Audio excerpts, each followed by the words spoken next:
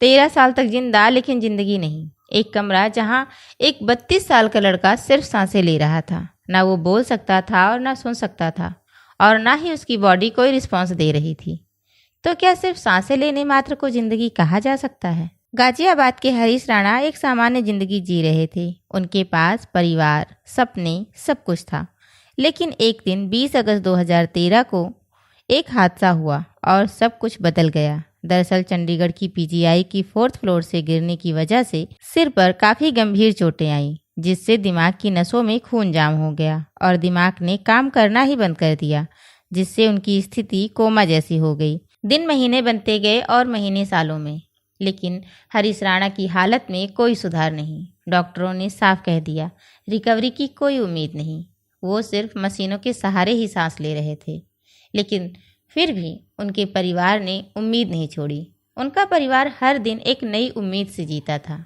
शायद आज उनकी हालत में कुछ सुधार दिखे, शायद आज कुछ बोलेंगे।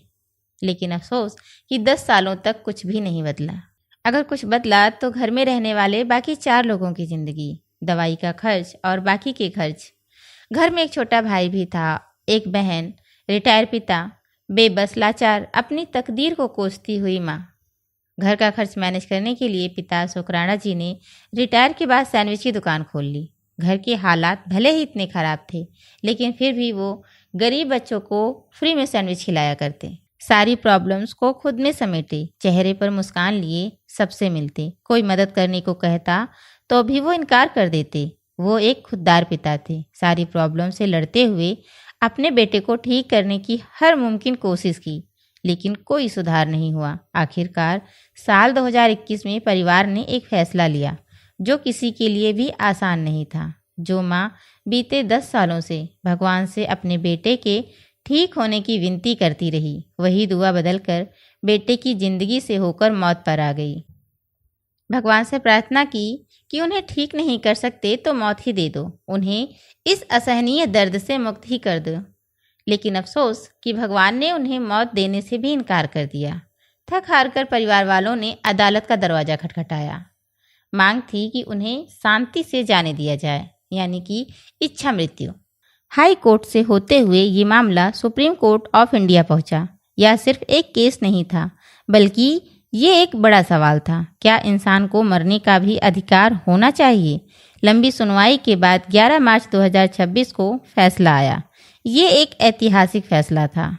अगर रिकवरी की कोई उम्मीद नहीं है और परिवार सहमत है, तो पैसिव यूथेनेसिया यानी इच्छा मृत्यु की अनुमति दी जा सकती है। कोर्ट के फैसले का सम्मान करते हुए 14 मार्च 2026 को हरीश राणा को एम्बुलेंस से एम्स अस्पताल ले जाया गया। 16 मार्च को लाइफ सपोर्ट को हटाया गया, जिसमें से सांस लेने की पाइप, जीवन रक्षक दवाओं और उपकरणों को धीरे धीरे अलग किया गया।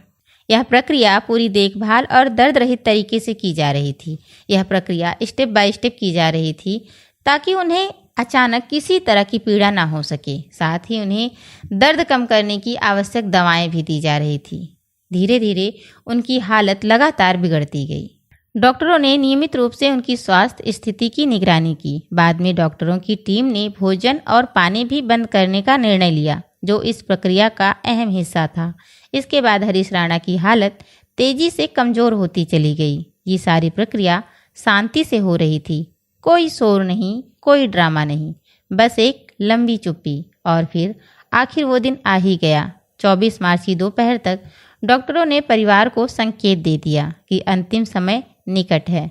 हरीश के परिवार के सदस्य उनके पास ही मौजूद रहे और धार्मिक प्रार्थनाएं करते रहे। अंततः शाम के 4:10 पर डॉक्टरों ने उन्हें मृत डिक्लेयर कर दिया। एम्स में लाए जाने के बाद करीब 10 दिन के बाद ही उनकी जीवन लीला समाप्त हो गई। यह मौत चिकित्सीय और कानूनी प्रक्रिया के तहत हुई थी, इसलिए पोस्टमार्टम कराने की भी आवश्यकता नहीं पड़ी।